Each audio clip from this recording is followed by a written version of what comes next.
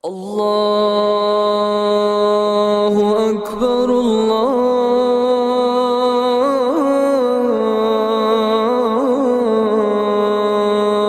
Akbar. Jadi ada satu makam berhadapan. Ini penyakit orang hijrah. Sesudah hijrah, dimasukkannya semua orang di sekeliling dia masuk neraka. Betapa tidak adilnya Allah kalau neraka surga yang seluas langit dan bumi. Wasari'u ila maghfiratin min rabbikum wa jannatin 'arduhas samawati wal ard. Surga selangit dan bumi, isinya cuman kamu sama istrimu aja.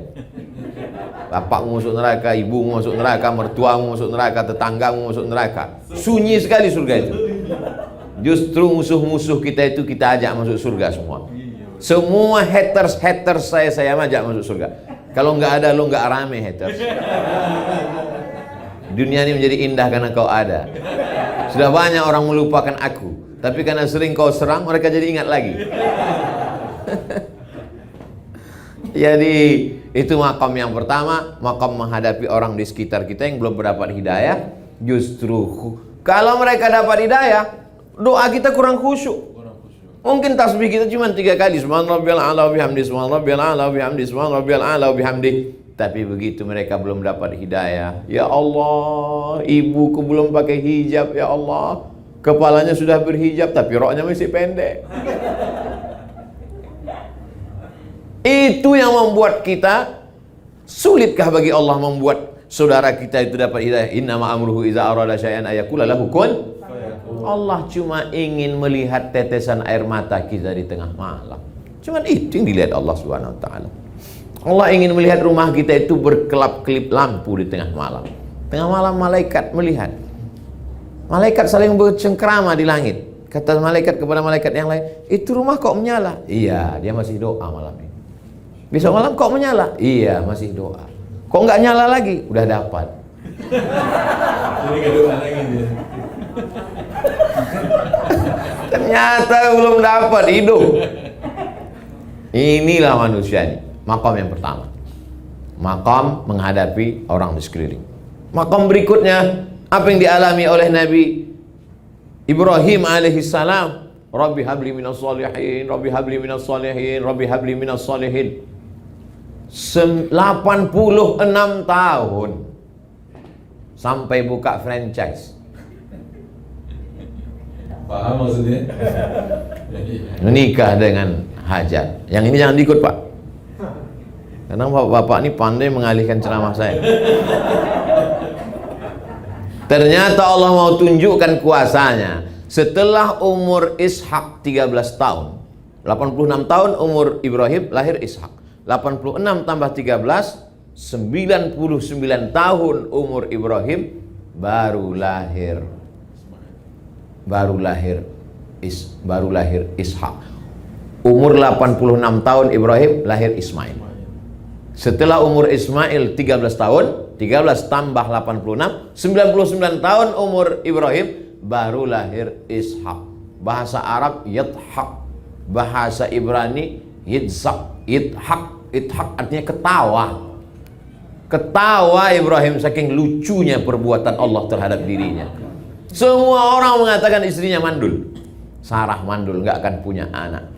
13 tahun setelah punya anak dari Hajar, baru Allah kirimkan. Allah cuma ingin berkata, aku mudah untuk melakukan itu. Kalau sesuatu yang biasa, kau tidak nabi, biasa saja.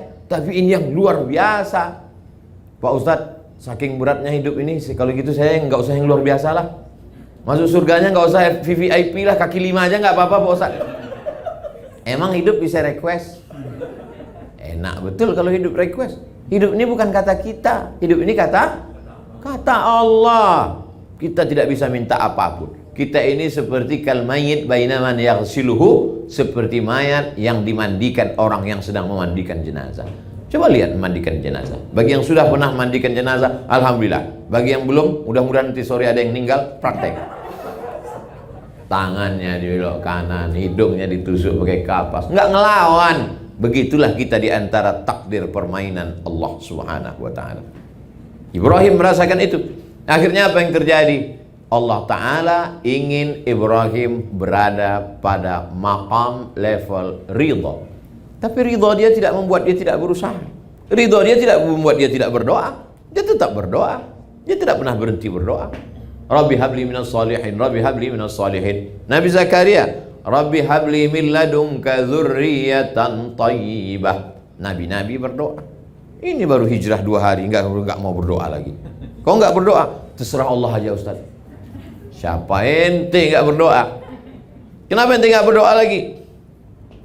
Enggak diterima-terima Pak Ustaz, enggak kabul-kabul Pak Ustaz. Nabi Muhammad sallallahu alaihi wasallam sampai di kota Madinah ngadap ke Baitul Maqdis. Orang Yahudi ngejek. Tuh. Masa dia sholat ngadap ke tempat ibadah kita di Palestina? Kenapa nggak ngadap ke Ka'bah? Allah mau nguji Nabi. Akhirnya mata Nabi mendongak ke atas. Apa kata Allah? Qad nara taqalluba wajhika fis sama. Kami lihat wajahmu menghadap ke langit. Falanuwalliyannaka qiblatan tardaha. Kami akan menghadapkan arah kiblat sesuai yang kau inginkan. Turunlah ayat di bulan Sya'ban. Fawalli wajhaka syatral masjidil haram. Hadapkanlah wajahmu ke arah Masjidil Haram. Berapa lama Nabi menghadapi ejekan, cacian, makian, bully dari haters Yahudi itu? 17 bulan. 17 bulan, 16 sampai 17 bulan dicaci maki. Barulah pindah arah solat ke arah kiblat Ka'bah Al-Musyarrafah di Makkah Al-Mukarramah. Ada ujian. Padahal kalau mau Nabi Muhammad itu tinggal berdoa. Wala saufa yu'tika rabbuka fatarda. Apapun yang kau mau ku kasih ya Muhammad. Tapi bukan masalahnya kemauan kita, tapi kemauan Allah Subhanahu wa taala. Kesalahan orang hijrah selalu memaksa Allah untuk mengikut keinginan dia. Dianggapnya Allah itu tukang legalisir. Dia mau, kita mau fotokopi ini diakui oleh dinas pendidikan. Karena kita mau fotokopi ini diakui dinas pendidikan, kita bawa ke kepala sekolah supaya dilegalisir. Kita anggap Allah tukang legalisir. Kita mau, lalu kita paksa Allah ingin mengikuti kemauan kita. Ketika Allah tidak mengikuti kemauan kita, kita katakan, tak bermakna hijrahku. Hijrah apa hijrahmu?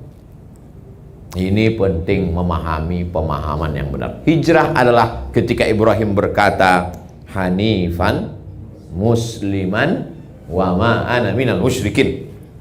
Hanifan condong kepada Allah. Selama ini condongnya kepada ayah, selama ini condongnya kepada anak, selama ini condongnya kepada harta, selama ini condong itu apa sih Pak Ustadz? Miring. Miring itu apa sih Pak Ustadz? Cenderung. Cenderung itu Pak Ustadz, pahamilah sendiri payah betul ceramahnya. Selama ini miringnya, cenderungnya, condongnya kepada materi, kepada dunia. Setelah itu dia cenderung mengikut Allah Subhanahu wa ta'ala. Jadi sekarang orang selalu berpemahaman, kalau saya sudah pindah, Allah sudah pilihkan saya jalan, maka Allah berikan saya yang mulus-mulus, yang nyaman-nyaman, yang enak-enak, yang mudah-mudah saja. Faksusil qasasa, ceritakan kisah-kisah itu wahai Muhammad, la'allahum yatafakkarun, supaya mereka berpikir. Makanya namanya kita sebut 4 kali. Allahumma shalli ala sayyidina Muhammad wa ali Muhammad kama shallaita ala Ibrahim wa ala ali Ibrahim. Allahumma barik ala sayyidina Muhammad wa ala ali Muhammad kama barakta ala Ibrahim wa ala ali Ibrahim. Ibrahim tidak pernah hidup di zona aman dalam perjalanan hidup Ibrahim. Dari mulai pindah dari Babel, asalnya Ibrahim itu di Babel. Babel itu Babilonia, bukan Bangka Belitung. Dari Babilonia mau pindah ke Palestina, diperiksa di perbatasan. Di perbatasan diperiksa. Di situ ada seorang penguasa yang mengambil siapa saja yang punya istri yang bagus, cantik, cakep, diambil sama penguasa. Jadi memang penguasa ini unik-unik hobinya. Dia anak gadis nggak mau, bini orang aja yang mau diambil. Maka ketika Ibrahim pindah lewat di situ, pas ditanya Nabi Ibrahim, ini perempuan ini siapa? Kata Nabi Ibrahim menjawab, ukhti, my sister. Ini saudari saya. Setelah lewat pemeriksaan, Sarah komplain. Aku kan istrimu, kata Sarah. Kenapa kau bilang aku saudarimu? Ukhti fil iman, saudaraku seiman. Karena kalau aku jawab istriku itu penguasanya jahat, nanti kau diambilnya. Ini menjadi jawaban bagi ibu-ibu. Mana tahu kebaca HP bapak, atau pas lagi jalan di mall, ini siapa? Ini saudari saya. Ada bocoran dulu. Saudara yang dimuliakan Allah Subhanahu wa taala, ada maqam. Apa tujuan Ustadz bercerita tentang Nabi Ibrahim? Supaya ketika kita menyebut nama Ibrahim, kita tahu bahwa Ibrahim tidak pernah berada pada zona nyaman. Berhadapan dengan ayah kandung, lulus. Berhadapan dengan orang. Ring 1 lulus, sekarang ring 2. Masyarakat sekitar. Penyembah berhala. Masuk Nabi Ibrahim alaihissalam ke dalam. Dia ambil itu kampak. Dia hancurkan berhala-berhala yang kecil. Begitu mereka pulang dari kebun sore, mereka lihat hancur semua. Mereka sudah tahu, ini pasti Ibrahim yang melakukan. Ini pasti Ibrahim punya kerja. Walaupun waktu itu belum ada CCTV. Mereka sudah tahu nih Ibrahim. Mereka tangkap Ibrahim, mereka tanya, a'anta fa'alta hadza bi alihatina ya Ibrahim. Saya biasanya kalau lewat makanan hilang konsentrasi. Kecuali di pengajian ini. Karena sudah dibuat kenyang duluan. Nah, ini pelajaran juga untuk majelis yang lain. Makan dulu baru ngaji. Jadi fokus. Jadi kita lebih fokus, Ustaz. Luar biasa pengajian Nasrani. Luar biasa. Iya. A'anta fa'al, datang semua ayat-ayat.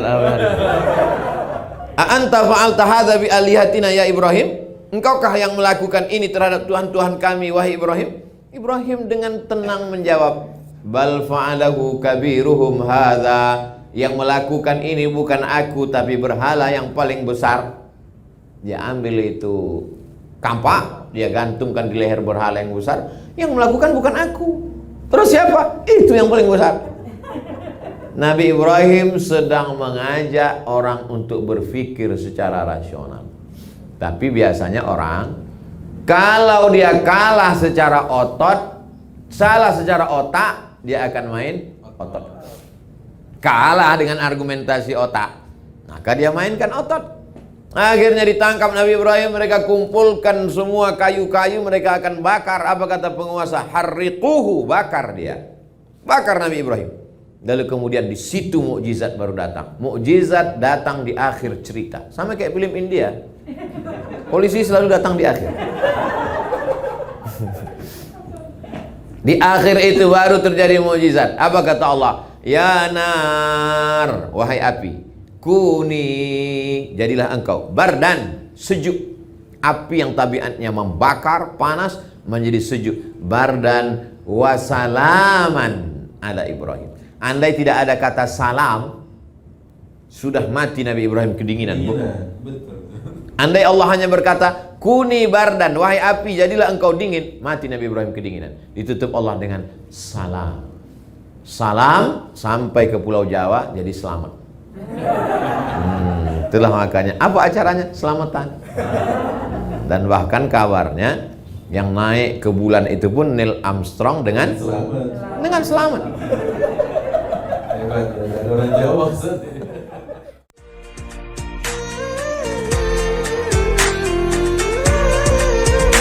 يا عاشق